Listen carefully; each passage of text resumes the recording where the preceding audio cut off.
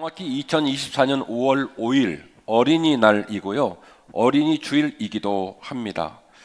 오늘 설교는 2017년 제 어린이 주일 설교를 기반으로 진행이 될 예정이고요.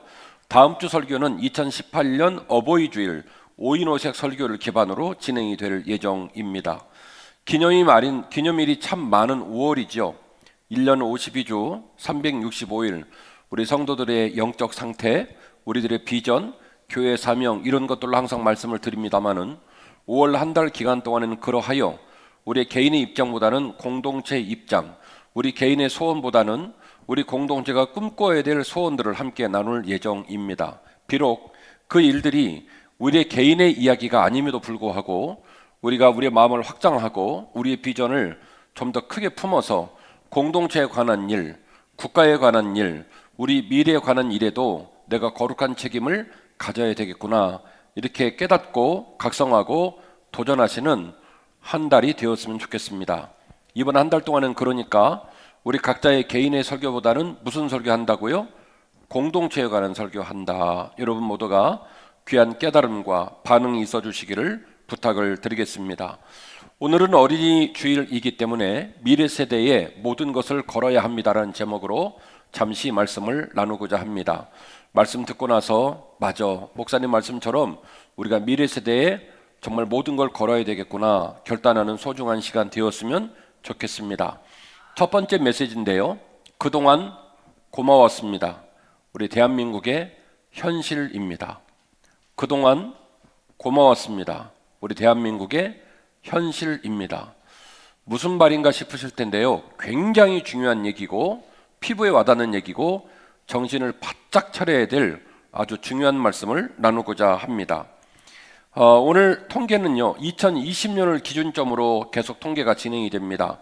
그 이유는 우리나라 인구 추이가 2020년을 분기점으로 꺾였기 때문입니다. 그래서 앞으로 미래에도 항상 2020년을 회고하면서 모든 통계 수치를 말할 때마다 2020이라는 숫자가 매우 중요하게 작동이 될 예정입니다. 2020년 추산으로 우리나라의 인구는 5,184만 명이었습니다. 그리고 약 70년 후 2070년이 되었을 때에 통계학에서 말하는 우리 인구의 추이 변화는 중위, 고위, 저위 이렇게 되어 있는데요. 통계학이 미래를 전망하기 때문에 신이 아니기 때문에 그게 정확하게 끝나지 않을 수가 있어요. 그래서 세 가지 숫자로 그 숫자의 변동폭을 특정을 해주게 되는데 가장 통계학에서 말하는 기준점은 어디냐면 중위입니다. 중위의 결과물이 나올 것이다 라고 추정을 하고요. 그럼에도 불구하고 그 통계치가 맞지 않을 수 있기 때문에 그보다 더 높은 고점을 고위, 그보다 더 낮은 고점을 저위라고 표현을 하게 됩니다. 2070년 기준 중위도 기준으로 3,766만 그리고 저위도 기준으로 3,153만 즉 다시 말씀드리면 2070년까지 인구가 몇 명이 줄냐면 2천만 명이 줄 거라는 거예요. 2천만 명이 줄어서 3천만 명에 근접하게 될 것이다 라는 것이 통계학이 말하고 있는 관측 지점입니다. 도표를 하나 보실까요? 지금 보시는 도표는 얼마 전에 우리 교회를 방문하신 메가스터디 손주은 회장이 우리에게 제공해 준 자료를 인용하고 있습니다. 왼쪽에 보시면 2070년 기준 중위도 기준으로 3,700만 명을 추정했을 때 항아리 모양이 어떻게 되어 있죠? 우리가 알고 있는 항아리가 거꾸로 뒤집어져 있습니다. 저 위에가 아주 두껍게 포진이 되어 있고 밑에를 보시면 위태로울 정도로 폭이 좁습니다. 여러분 보시는 오른쪽에는 그래프가 나타나 있는데요.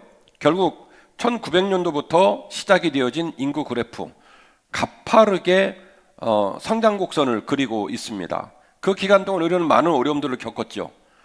질병에 관한 문제도 있었겠고 또 군사에 관한 어려움, 경제에 관한 어려움이 있었을 것입니다. 그러나 가파르게 인구가 성장을 했습니다. 가파르게 인구가 성장했다는 말은 뭘 의미하냐면 아무리 힘들고 아무리 고단하고 아무리 어려워도 쓸 것, 먹을 것, 할 일이 많았다는 거예요.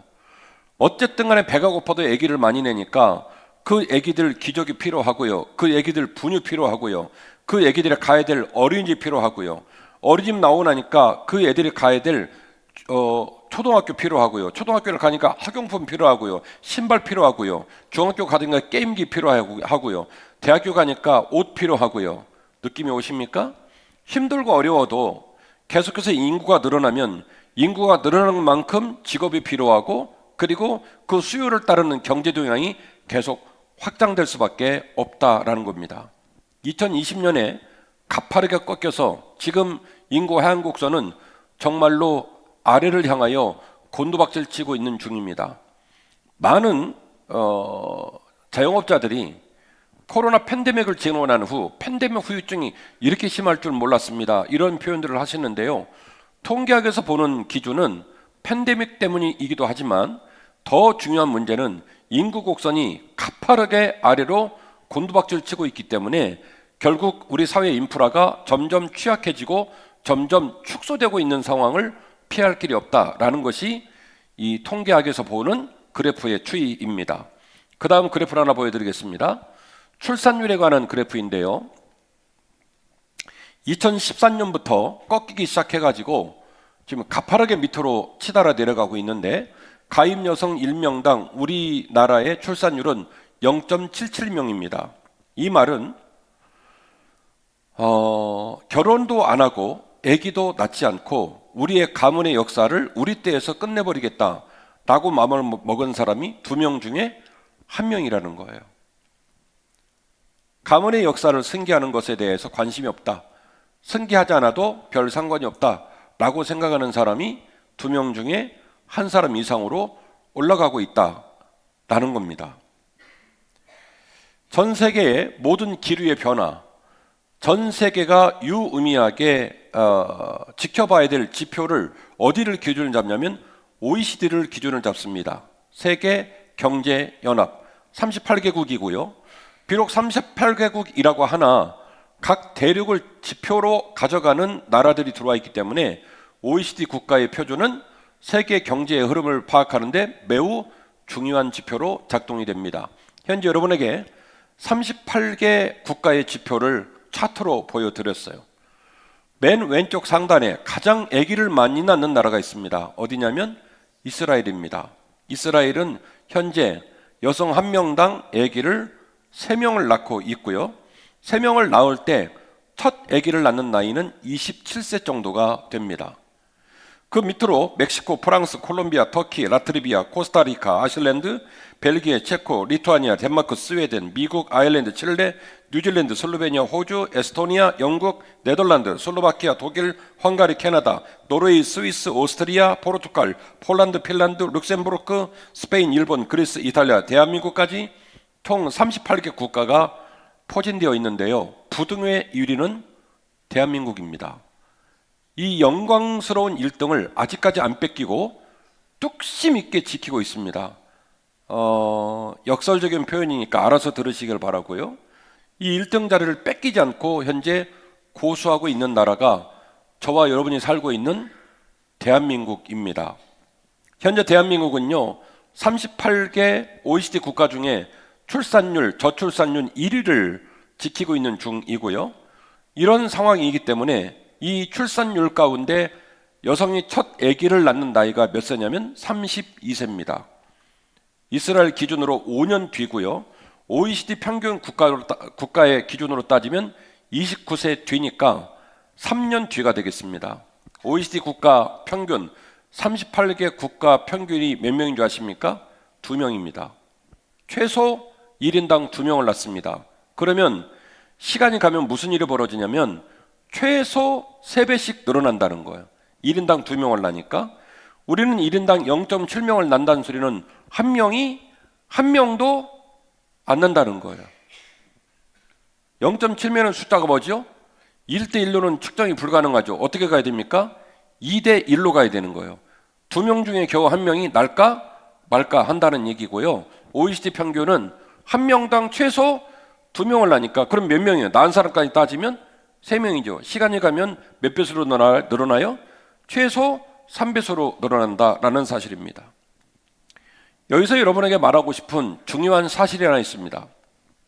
인류적 사명과 가족의 사랑을 불편한 의미로 여기는 인식이 바뀌지 않으면 불과 얼마 안 간 우리 미래 세대는요, 국력, 자주권, 경제, 문화, 이 모든 지표들이 고대 사회 수준으로 추락을 하게 될 겁니다.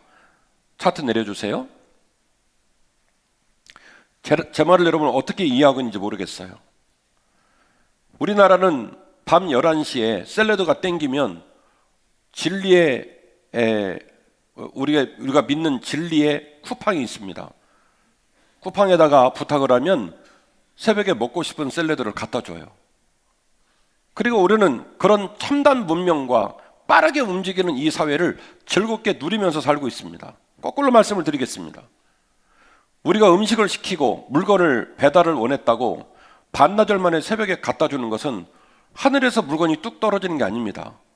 어느 집의 가장이 그 새벽에 밤잠을 설치고 길바닥을 누비며 누군가의 필요를 채워주고자 헌신하고 있기 때문에 늦은 밤에 시키는 물건을 새벽에 잡수는 거지 하늘에서 떨어지진 않아요.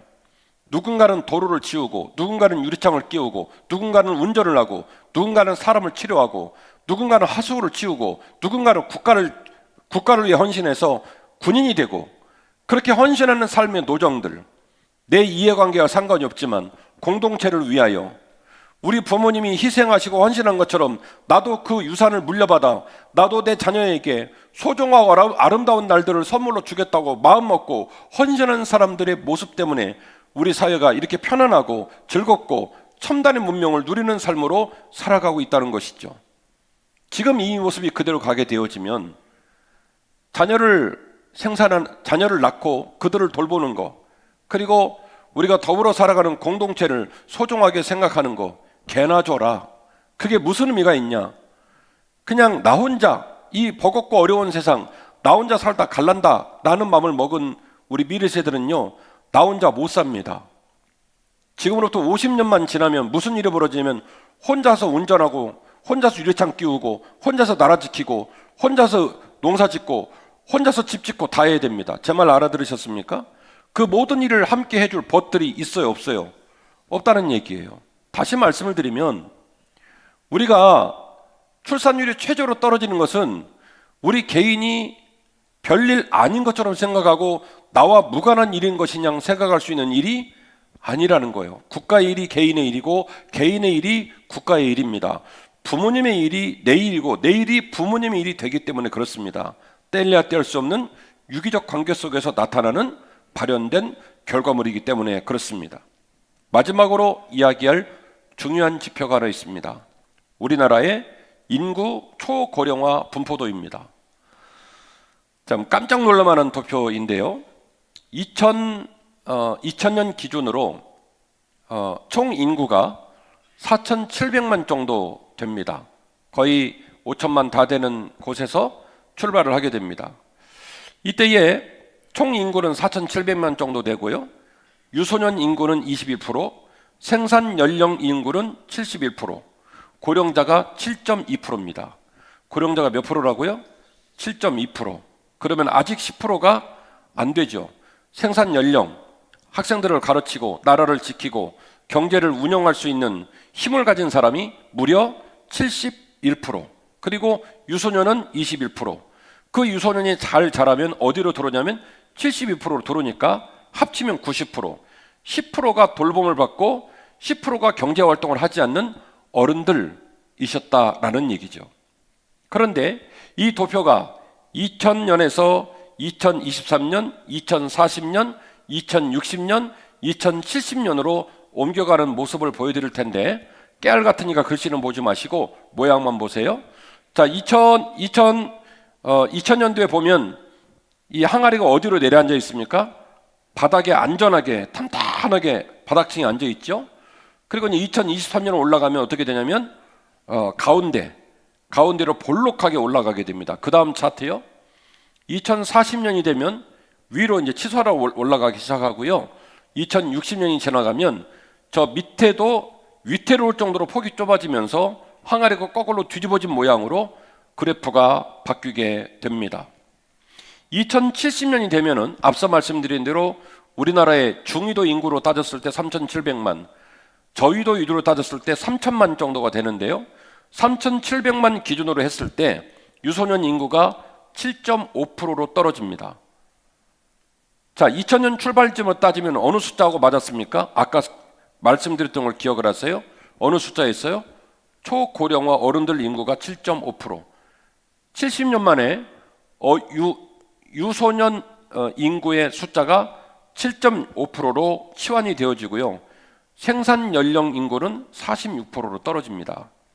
그리고 생산을 하지 않고 사회복지 자녀들의 돌봄으로 남은 삶을 살아가야 할 초고령화된 어른들이 46%가 됩니다.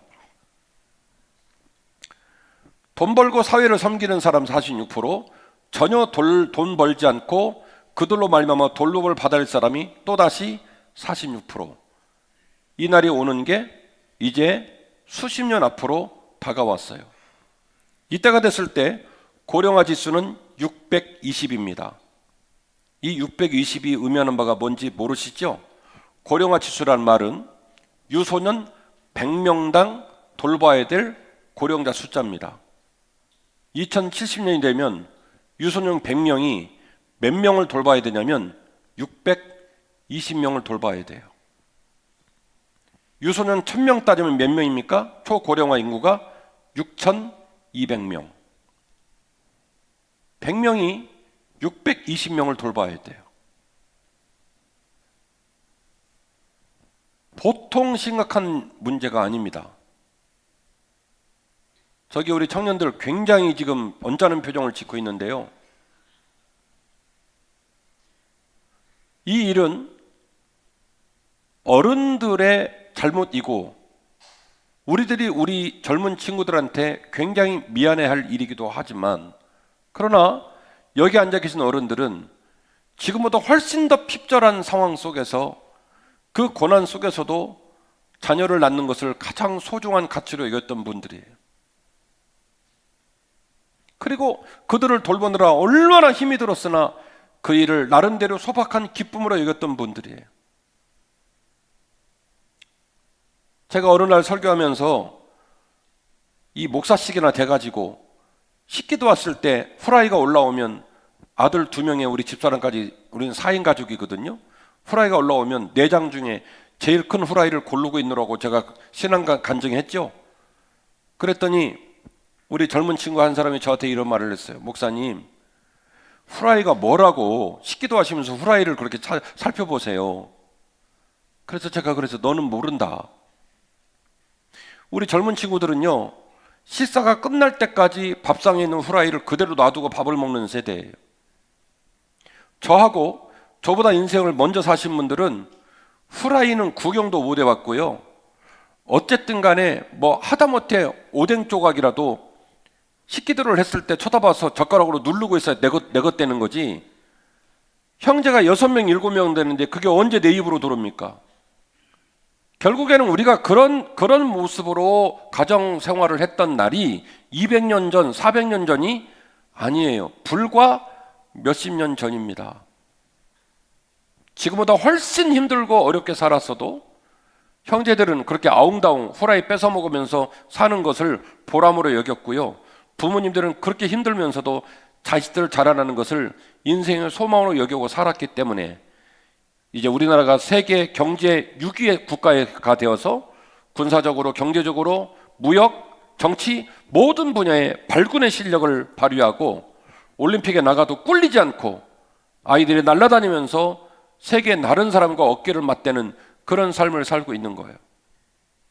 저는 1969년산 제품입니다. 제 나이 또래, 제가 80이 다 되는 키인데 굉장히 큰 키였어요. 근데 요즘 우리 청년들하고 서 있으면 얘네들은 죽순인지 엄청 키가 큽니다. 종자결연이 된 걸까요? 그렇지 않아요.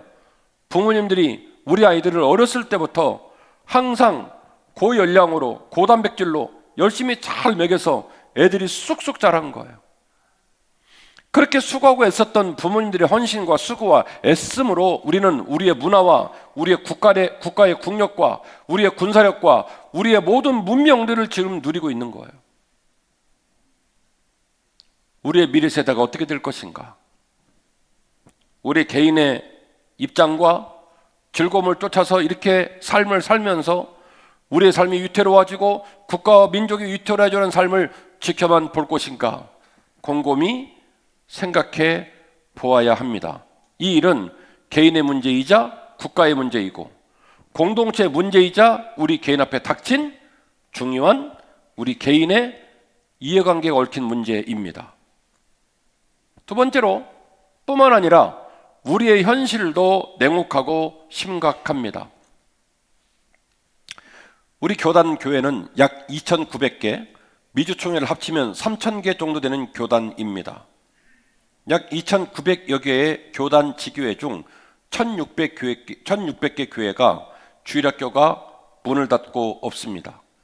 주일학교가 문을 닫고 없다 보니 교육기관 자체가 없습니다. 그래서 지금 어떤 일이 벌어지고 있냐면 지방에 있는 작은 교회들은 작은 교회 목사님 자제들이 부모님과 함께 교회를 다니면서도 신앙생활을 전혀 경험을 못한 채로 어른들 틈바구니에 앉아있는 상황이 되다 보니 작은 교회 목사님이 헌신을 내서 인근의 작은 교회 목사님들 자제들을 모아다가 부모님도 없는 곳에서 따로 모아서 신앙생활을 가르쳐주는 어이없는 상황을 목도하고 있는 중입니다. 우리 교단뿐만 아니라 현재 한국 땅에 있는 교회들의 50%가 주일학교가 문을 닫았습니다. 지금 당장에 어른들이 있고 11주 예물이 드려지고 차가 돌아다니고 불이 들어오고 연주를 하고 하니까 어른들 눈에는 아무 문제가 없다, 이래도 된다 라고 생각하실지 모르겠지만 이 모습 그대로를 유지하고 있으면 10년 후, 20년 후, 30년 후 우리 한국은 유럽의 어느 교회처럼 덩그러니 건물만 남게 될 것입니다. 이대로 두고만 볼 수 없습니다. 현재 우리 교회는 영유아 주일학교가 총 21명입니다. 그 중에 7세 반이 6명이죠. 25%가 넘습니다. 이제 한 해가 지나고 나면 22명 중에 6명 빠져나갑니다. 그럼 몇 명 남아요? 15명 났죠. 아기를 안 낳으면 이제 영유아부 사라지는 거예요. 현재 주일학교는 68명입니다. 많죠? 그런데 말이죠. 68명 중에 6학년이 20명입니다. 6학년이 버글버글해요. 6학년 1반, 2반, 3반이 있어요. 지금 5월달이죠. 딱 5개월 지나고 나면 이제 한민영 목사님에게 은혜가 임합니다. 20명 신입생이 들어가요. 그리고 주일학교는 다시 푹 주저앉는 거예요. 현재 청소년부는 46명입니다. 그런데 고3은 2명밖에 안 돼요. 결국 제가 여러분에게 보여드렸던 인구 지표하고 우리 교회에 있는 지표하고 모습이 거의 유사하게 진행되고 있다는 것을 보실 수가 있습니다. 제가 학교를 다닐 때는 한 반의 학생들이 60여 명 정도 됐습니다. 모든 반을 통계를 뽑았을 때 모든 반에 25명에서 30명이 교회를 다녔어요. 다시 말씀드리면 학교를 다니고 있는 학생 중에 거의 과반이 교회를 다녔어요. 그래서 학교에서는요, 기독교적 관점을 가지고 수업을 하고 기독교적 관점을 가지고 학교를 운영하는 것을 당연한 일로 여겼습니다. 왜 그렇습니까? 전체 인원의 50%가 기독교 교인이기 때문에 그렇습니다. 모든 반에는 식기도 하고 밥 먹는 애들이 많았고요. 밥 먹고 나서 반에서 사부 성가가 울려 퍼지는 일은 다반사였습니다. 현재 학생들은 25명에서 30명 정도가 한 반입니다. 한 반 중에 교회를 다니는 애가 몇 명이냐면 한 명입니다. 내가 크리스찬이라는 사실을 밝히는 순간 그 반에서 왕따가 되는 거예요. 뭐 그런 촌스러운 종교를 믿고 종교 생활을 하느냐라고 면박을 당하는 모습으로 우리 아이들이 현재 신앙생활을 하고 있습니다. 이 자리에 앉아있는 우리 한빛교회 어른 여러분, 그리고 우리 교사들 여러분, 아이들을 섬기고 돌보고 이끄는 일에 더 용기를 내주시기를 바랍니다. 늑대처럼 주일날 자빠져갖고 안 일어나고 전화하면 씹고, 그래도 이 아이들이 일주일 동안 아무도 예수를 믿지 않는 반 틈바구니에서 신앙을 가졌다는 이유로 핍박을 당하면서 일주일을 지내다가 주일날 교회를 온다는 걸 잊지 마시기를 바랍니다. 그 아이들의 상황과 처지를 한 번만 더 고민하고 찾아가지고 격려해주고 무너지지 않도록 우리 교회 다음 세대가, 우리 교회 교육기관이 무너지지 않도록 끊임없이 눈물로 기도하고 격려하고 돌보는 멋진 한빛교회가 되시기를 주의 이름으로 축원합니다. 지금까지 말씀드린 나라의 지표와 우리 교회의 지표를 통해서 앞으로 담임 목사와 우리 모든 성도들이 나아가야 될 미래적인 사명을 말씀드리고자 합니다. 교회는 두 가지의 동력으로 성장합니다. 교회가 성장하는 방법은 두 가지가 있습니다. 하나는 선교지향적으로 전도를 하는 방법이 있고요. 또 하나는 제자들을 통해서 우리 안에서 다음 세대를 길러나가는 일입니다. 교회 성장의 두 축이 그렇게 양분화되어지는데요. 전도 축제 등을 통해서 단기적으로 폭발적 성장을 하는 유형이 있습니다. 단기간 내에 열심히 전도해서 빈자리가 채워지고 교회가 아주 풍성해질 수 있습니다. 그러나 단점이 있죠. 비가 오고 바람이 불고 인생의 롤링을 겪을 수 있는 많은 일들을 겪는 노정에서도 끝까지 십자가 복음을 붙들고 주님이 기뻐하시는 믿음의 길을 걸어갈 것인가 라고 하는 것은 사실은 그렇게 전도된 사람보다는 주 안에서 어렸을 때부터 잔뼈가 굵고 주의 말씀으로 양육받아서 그의 인생 철학과 그의 삶의 태도가 주님과 동행하는 태도로 고정된 사람들, 그렇게 완벽하게 온전히 자리를 잡은 사람들이 그렇게 항속을 하는 특징을 갖고 있고요. 제자들을 통한 교회 성장은요, 굉장히 인내를 유발합니다. 당장의 결과물이 보이지 않습니다. 아이스크림 먹으라고 했더니 반은 입으로 들어가고 반은 복도에 질질질 흘리고요. 먹거리 먹고 어디다 쑤셔 박아놓고요. 헌금은 안 내고요. 뭘 먹는다고 하면 엄청 많이 먹고요. 시끄럽게 떠들고요. 번잡하고요. 그래요.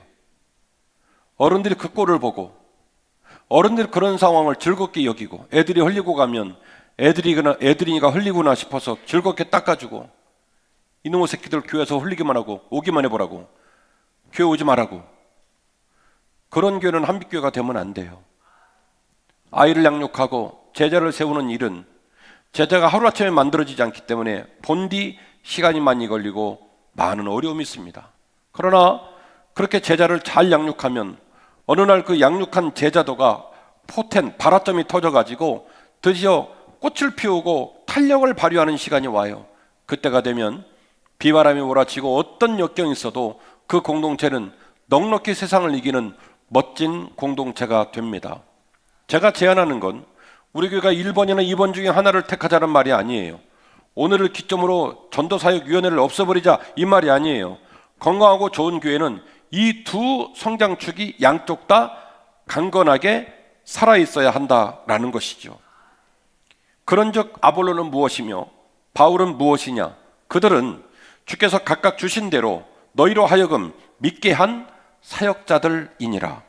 나는 심었고 아볼로는 물을 주었으되 오직 하나님께서 자라나게 하셨나니 그런즉 심는 이나 물 주는 이는 아무것도 아니로되 오직 자라게 하시는 일은 하나님 뿐이니라. 할렐루야. 사도 바울은 선교지향적인 사역자입니다. 눈만 뜨면 선교지를 생각하고 눈만 뜨면 교회 세울 일을 생각하고 눈만 뜨면 새로운 사람 만나러 길을 떠나는 사람이지요.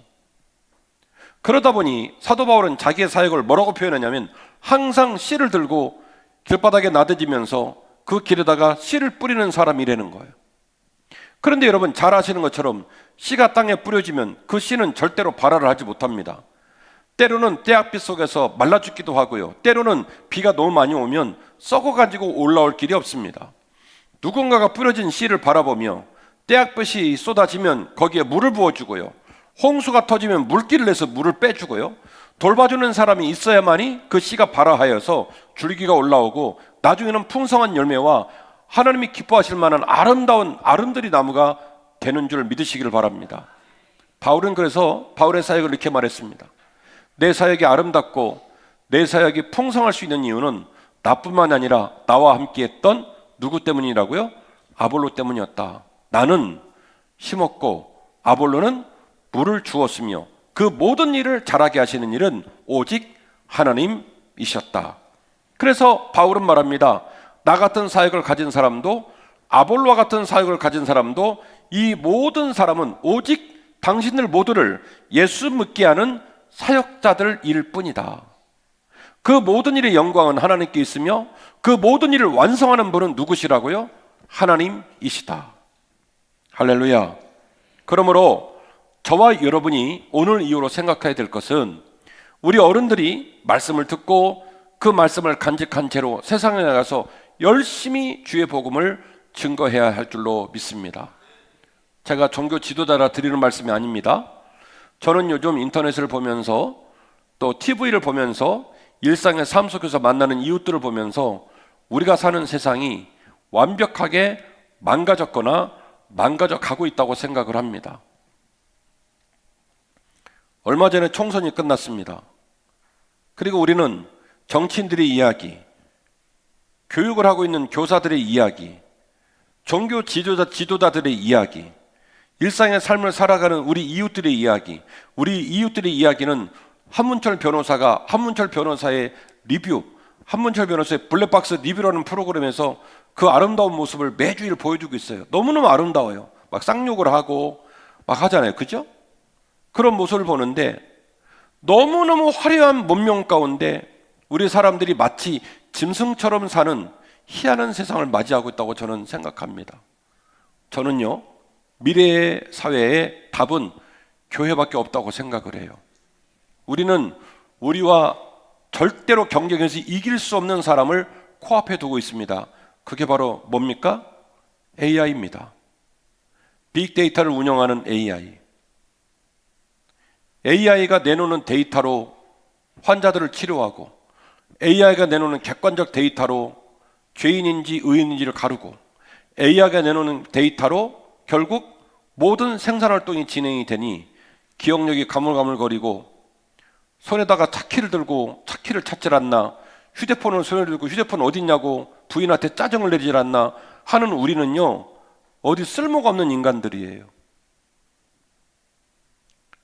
미래 사회가 어떻게 사람들이 내가 인간인데 인간으로 행복하게 살 수 있을까를 깨달을 수 있는 것은 저는 교회밖에 없다고 생각해요.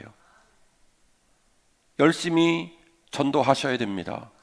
그리고 전도하는 일을 열심히 하는 만큼 100% 열심히 해야 될 일은 우리 다음 세대를 잘 길러내서 그들로 하여금 미래 세대를 삼아야 할 줄로 믿습니다. 오늘 말씀의 결론입니다. 우리는 미래 세대에 우리의 모든 것을 걸어야 할 줄로 믿습니다. 몇 가지를 말씀드릴 텐데요. 첫 번째로 기독교는 이미 시대적인 트렌드가 아닙니다. 고난과 외로움을 품어야 갈 수 있는 길입니다. 우리들이 살았던 우리들의 성장기와 전혀 다른 문화와 환경 속에 있다는 것을 여러분 기억해 주십시오. 너무 윽박 지르고 핀잔 주고 못마땅한 표정으로 바라보는 그런 모습을 거두시기를 바랍니다. 아이들 나름대로 지기 어려운 짐을 지고 살아갑니다. 사람들은 그 아이들을 바라보면서 몹시 부끄러움의 눈총으로 바라봅니다. 시대성이 떨어진다는 혐의를 줍니다. 다종교, 다같이 다문화 현상 속에서 아이들이 신앙을 지키는 게 너무너무 어려운 그런 시대를 맞이하고 있습니다. 기독교는 우리가 경험했던 기독교의 모습보다는 이제는 그야말로 신앙으로 세상과 저항하고 맞상대하지 않으면 믿음의 길을 걸어갈 수 없는 그런 시대입니다. 그러나 그 무거운 무게를 견디기에는 우리 아이들이 아직은 너무 어려요. 우리 부모님이 생각할 때 자기를 위해 학교를 가고 자기를 위해 공부를 하는데 우리 아이들 사는 모습은 부모님이 시키니까 하는 모습이잖아요. 얼마나 우리가 억울합니까? 그 아이들을 깨워서 학교를 보내고 그 아이를 깨워서 공부를 시키고 그 아이 공부가 부족하다 싶어서 우리가 어마어마한 돈을 투입해 줍니다마는 그게 우리 좋으라고 한 일입니까? 지들 좋으라 한 일입니까? 지들 좋으라 한 일이 아닙니까? 근데 모처럼 만에 우리 집에만 일어난 일이에요? 모처럼 만에 일찍 일어나가지고 정상적으로 학교를 가면 얼마나 생색을 내는지 몰라요. 기뻐하라고. 그게 생색을 낼 일입니까? 아이들이 아직은 미숙하고 어려서 그래요. 그런 아이들이 져야 될 신앙의 짐이 너무 크고 무겁더라. 우리 사랑하는 청년들, 어려운 상황 속에서 그대들이 신앙생활을 하는 줄 목사님이 압니다. 인천 아빠한테 아직 배가 안 들어와서 그래. 내가 배가 들어오면 너희들 갤럭시 탭을 사줄지 애플을 사줄지 몰라. 목사님 마음이 그렇다고요. 잘해 오셨고 앞으로도 더 잘해 주시기를 바랍니다. 여러분이 세상과 싸우고 있는 줄을 제가 압니다.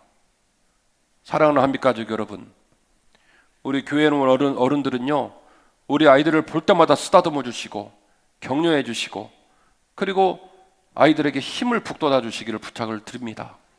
그리고 부탁드립니다. 웬만하면 시집가고 장가 가세요.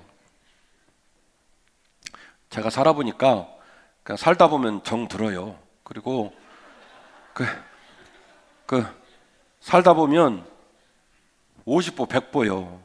그러니까 웬만하면 시집가고 장가가고 웬만하면 아기를 낳으시기를 바랍니다. 하나 낳을 때마다 100만 원씩 줍니다. 이미 줬어요 제가. 전화 말하면 약속 지킵니다. 하나 낳으면 100만 원 줍니다. 계속 안 나가지고 우리 목사님이 200만 원 줄 때까지 안 나야지 그러지 말고 열심히 아기를 낳고 그 아기를 바라보고 길러내면서 내가 또 철들어가는 모습을 생각하는 그런 교회 되었으면 좋겠습니다. 예배드리고 나가시면 애들은요 소리 지르고 떠들고 길바닥에서 복도에 뭐 흘리고 그래. 그러면 이놈의 새끼 일로 오라 그래가지고 닦어 주워 이러지 말고 원래 애들은 또라이다 생각하고 여러분이 닦아주시기를 바랍니다. 아시겠죠? 그래서 우리 아이들이 교회는 재밌는 곳, 교회 가서 게임해도 혼나지 않는 곳, 그런 모습이 되었으면 좋겠어요. 교회로 아이들이 교회로 올 수 있도록 우리 마음을 바꿔주시기를 부탁을 드리겠습니다. 두 번째로 기독교의 영적 가치는 장기간의 교육과 기다림이 필요하다는 거예요. 우리가 운동을 해도 운전을 해도 일정 시간이 지나지 않으면 운동도 운전도 부드럽게 진행되지 않습니다. 하물며 영혼을 깨우고 영혼이 소성되는 기독교의 교육, 기독교의 영적인 가치가 하루아침에 완성될 거라고 생각하면 안 돼요. 외로울 겁니다. 기다림이 필요합니다. 수고스럽습니다. 그러나 끝이 보이지 않는 그 소망을 마음에 품고 그 일을 꾸준히 잘 감당하게 될 때에 아름다운 열매와 꽃이 피게 될 줄로 믿고 이 일에도 집중해야 할 줄로 믿습니다. 우리 교회는 이 일에 지속적으로 자금을 투입할 겁니다. 교육권 아이들이 계속 움직일 수 있도록 지금 올해부터 학년대회를 해서 매주 토요일 계속 학년이 돌아가고 있는데 학년대회 들어가는 자금을 전도부에서도 백업하고 있고 총망라해서 힘을 발휘해서 아이들을 자리 잡게 하고 아이들을 길러내는 데 최선을 다할 거예요. 우리 교회 가장 가까운 곳에 있는 학교가 석천초등학교입니다. 석천초등학교 정문 앞에서 전도하다가 이미 고소고발 당했고요. 석천초등학교 100m에 접근해서 전도해도 또 고소고발을 당하는 어려운 세상을 살고 있습니다. 주일학교를 맡고 있는 교사들, 전도사님 실망할 만도 한데 매주 토요일 교회에다가 부스를 만들고 헬륨가스를 렌트해 오고 우리가 가는 걸 뭐라고 하니까 아이들이 올 수 있도록 환경을 바꾸기 위해서 얼마나 노력을 하는지 몰라요. 고단하고 힘들고 외로운 일입니다. 이 일에 돈을 투입하고 사람을 투입하고 힘을 투입하는 일, 별것도 아닌 것처럼 보이지만 우리가 애쓰고 힘쓸 때 반드시 열매가 맺힐 줄로 믿고 이 일에 우리가 전심전력으로 힘을 모아주시기를 부탁을 드리겠습니다. 세 번째로 가장 선한 것은 가장 선한 곳에 심어야 합니다. 제가 이런 표현 쓰는 것을 용서해 주십시오. 제가 목회를 하면서 어른들을 섬겨보고 청소년 아이들을 섬겨보며 느끼는 것을 비유로 들어 말씀을 드려보겠습니다. 어른들은 열대 과일 같아요. 옆에 가면 향기가 나고 그리고 달콤하고 그리고 소통을 할 때도 너무너무 부드럽게 진행이 돼서 어른들은 너무너무 좋아요. 그런데 그렇게 빠르게 가까워지고 빠르게 향내를 풍기면서 매력적으로 접근을 했는데 들어가 보면요, 열대과일 잡숴보신 분 계신지 모르겠지만 이따시만한 씨가 있어요. 그리고 그 씨는요, 작은 과도로 찌른다고 들어가지도 않아요. 돌처럼 단단해요. 그래서 어른들은요, 접근이 너무너무 쉬운데 딱 접근할 때만 쉬워요. 그 다음부터는 어려워요. 난공불락의 성입니다, 어른들은. 그런데 말이죠, 아이들은요, 어른들과 정반대예요. 얼마나 뺀질인지 그냥 어디 틈이 보이잖아요. 뺀질뺀질거리고 딱딱하고 그래요. 근데 제가 16년 청소년 사역을 하고 내린 결론은 뭐냐면, 우리 다음 세대의 모습이 마치 제가 볼 때는 계란과 같더라는 거예요. 여러분, 계란이 바깥에서 보면 얼마나 뺀질거립니까? 틈이 없죠. 뺀질뺀질거리잖아요. 어디 들어갈 틈이 없어요. 근데요, 계란은요, 그 뺀질거리는 막이 굉장히 얇아요. 한꺼풀만 벗겨지면, 한꺼풀만 깨지면요, 그 안에가 안쪽까지 쑥 들어갑니다. 아멘 하실 타이밍을 놓치셨어요. 우리 어른들이 은혜를 받잖아요. 고개를 끄덕끄덕거리고 오늘 차트를 보시더니 여기저기서 탄식을 하시고, 그러다가 저문을 열고 나가면 제정신이 돌아와요. 오버하지 마. 그냥 생긴 대로 살아. 그건 담임 목사님이 알아서 하겠지 뭐 이렇게 돼요. 잘 바뀌지 않아요. 접근이 쉽고 은혜도 빨리 받지만 정신도 빨리 차려요. 근데 말이죠, 다음 세대 아이들은요, 그들의 이 얇은 뺀질뺀질거리는 껍질이 딱 깨지잖아요. 깨지면 얘네들은요, 인생을 뒤집어 버립니다. 그들이 주님을 정통으로 만나면 집에 돌아가지 않습니다. 밤이 새도록 예배당 바닥을 떼굴떼굴 구르면서 지가 대들었던 부모님, 지가 잘못 살았던 삶을 십자가 앞에 다 집어내놓고 새로운 사람이 돼서 집으로 돌아가요. 아이였을 때 한 번 뒤집어지면 인생이 뒤집어집니다. 가장 선한 것은 가장 선한 것에 심어야 됩니다. 자아가 형성되고 있는 꽃밭처럼 보이는 아이들의 가슴에 가장 선한 씨앗을 심어야 돼요. 그 시기를 놓치면 안 돼요. 제대로 배우고 제대로 변하고 제대로 열매를 맺히며 제대로 영광 돌릴 수 있는 그 황금기의 시기에 가장 아름다운 선한 씨앗을 심어야 해요. 이 일에 눈 뜨고 우리 모두가 집중해 주시기를 부탁을 드리겠습니다. 마지막입니다. 이 모든 일은 주님의 명령이요 주님의 마음이기 때문입니다. 마땅히 행할 길을 아이에게 가르치라. 그리하면 늙어도 그것을 떠나지 아니하리라. 아이들에게 마땅히 행할 것을 가르치고, 아이들에게 주님이 기뻐하실 만한 그 아름다운 소명을 잘 가르쳐서 주님이 기뻐하실 만한 아름다운 사명 잘 감당할 수 있도록 여러분 함께 해주시기를 부탁을 드립니다.